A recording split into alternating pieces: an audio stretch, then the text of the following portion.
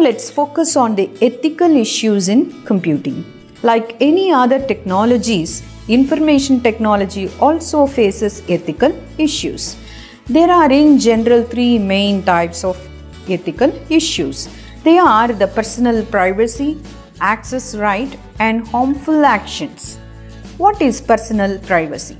In terms of personal privacy, IT enables exchange of information on a large scale from anyone, from any location or any part of the world at any point of time. This increases the potential of disclosing information and violating the privacy of an individual and group of people due to its widespread disseminations worldwide. Hence, necessary precautions must be taken to ensure the accuracy of data as well as protecting it from unauthorized access or accidental disclosure to inappropriate individuals.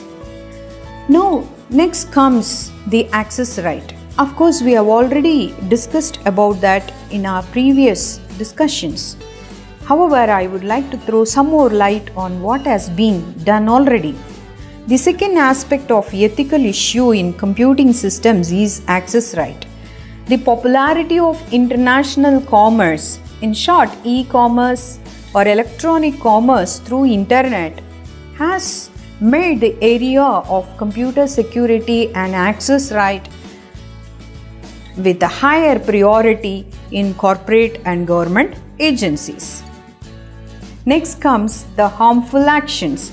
In computer ethics, harmful action means injury or negative consequences such as undesirable loss of information, loss or damage of property, and unwanted environmental impacts. This principle prohibits the use of computing technology in ways that harms the users, the general public, the employees, as well as the employers. The third one is the privacy issues. Most people rely on computers for fast and easier way of communication. The cyber world and its related crimes, they have no territorial barriers, and this makes everything complex because evidence is very hard to collect. Privacy issues may also damage individuals or group of people, discarding all privacy barriers who carry out their activities totally online. With the privacy issues at the center stage, the important areas of discussion are insecurity from the technological front. Here are due to cookies, spamming, web tracking, and hacking. Cookies, of course, is the data that is stored on a computer's hard disk for further reference in future. These cookies trace a people's action in order to gain the user's statistics on various websites. The users leave trails of personal information while visiting the websites through the browsers. The web bug is the next concern. It is a file object placed on the web page or on an email message to track the user's behavior in the form of a spyware. Unlike a cookie, which can be accepted or declined by a browser user, a web bug arrives as just another GIF on the web pages, usually transparent. It is more powerful than a cookie because of its ability to transmit information to a server other than the one that holds the web page the visitor is viewing. Hacking, we have done enough of hacking. Once again, we'll try to spare some more time on that. Hackers access the remote computer system from any part of the world to carry out multiple purposes like social engineering attack, personal data theft, fraud, data destruction, damaging the computer system and its resources for mere pleasure and personal satisfaction.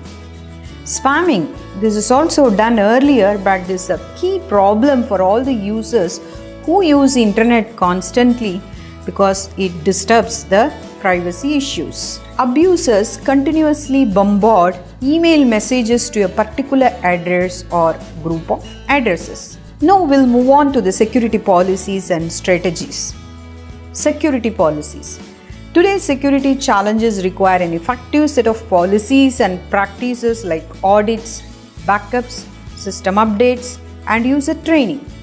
We have discussed almost all these factors in detail in our earlier course modules. Some of the policies that may still help in developing a sound cyber-served community are listed here.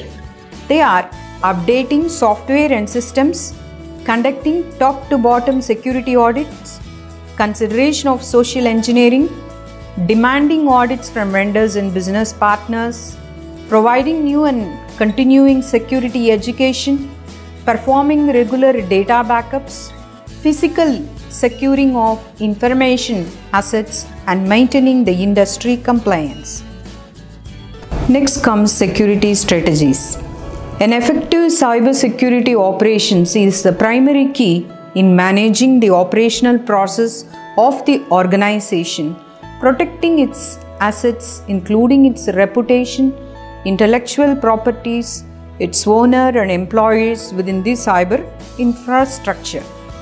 Organizations investing in sophisticated technical solutions trust that they are protected from cyber threats and attacks, but they do not accept the fact that they are only defensive techniques rather than being full protective. Hence, it is very essential to develop an effective cybersecurity strategy. There are 4 important key points to be focused by the organization while developing an effective security strategy. They are understanding the cybersecurity risks related to the organizational and critical business operations, integrating across personal information assurance, physical and technical security, establishing protective monitoring to prevent and deter the insider threat. We have elaborately discussed about that.